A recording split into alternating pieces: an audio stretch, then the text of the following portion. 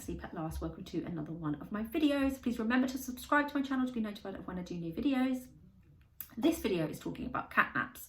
Cat naps is something that I get asked about a lot over on my Facebook page. And in case you don't know, a cat nap is basically a very short nap, usually around 30 to 40 minutes. And your baby can cat nap from quite a young age. So from about 12 weeks, they can start cat napping, even before that actually.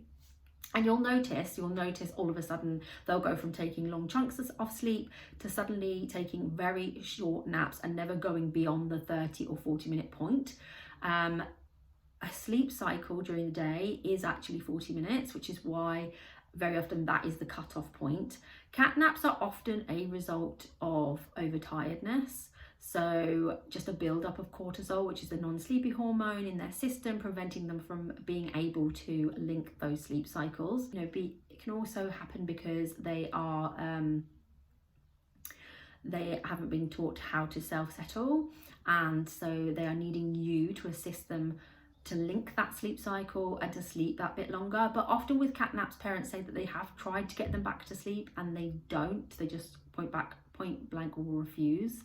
And this can just be because they have literally just become used to cat napping and they've become a serial cat napper, and it's going to take more than just 1 or 2 tries over 1 or 2 days to get them to take longer naps.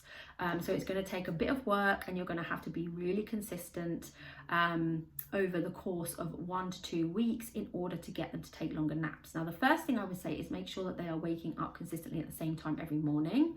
So if you've been letting them sort of like get up at different times in the morning, depending on how they've slept the night before, then you're going to struggle to stick to like regular awake windows.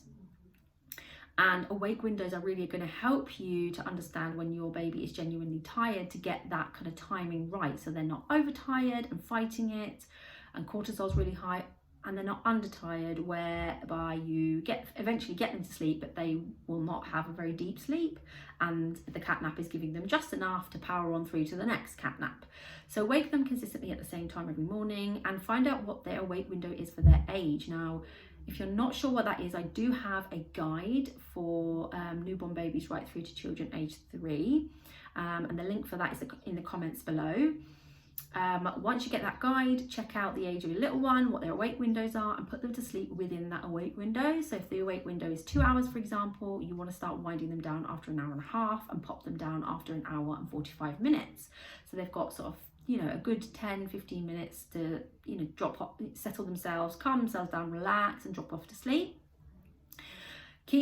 Like I say, keep a log, track everything, in order to find their ideal awake windows, because they can vary a little bit, 15 minutes kind of either side. Once you find their ideal awake windows, they should start sleeping longer.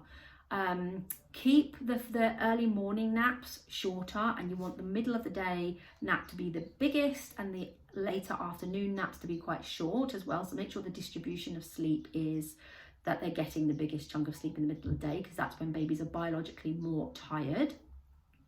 And that should be enough to get you out of that cat napping cycle. If you're stuck in a cat napping cycle, it will affect night times as well. And it's just exhausting because you're constantly putting them down for a nap, because they're constantly getting tired because they're not sleeping long enough, but then they're sleeping for such short periods of time, it almost seems like a waste of time getting them to sleep in the first place, because they're awake so soon afterwards.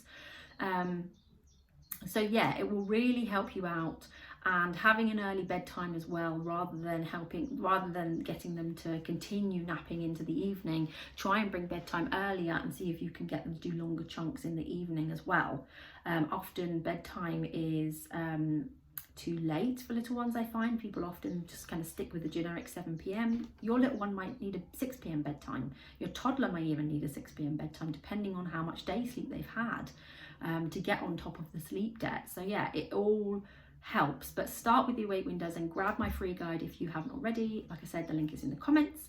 Please hit like if you enjoyed this video, and remember to subscribe to my channel. Thanks guys.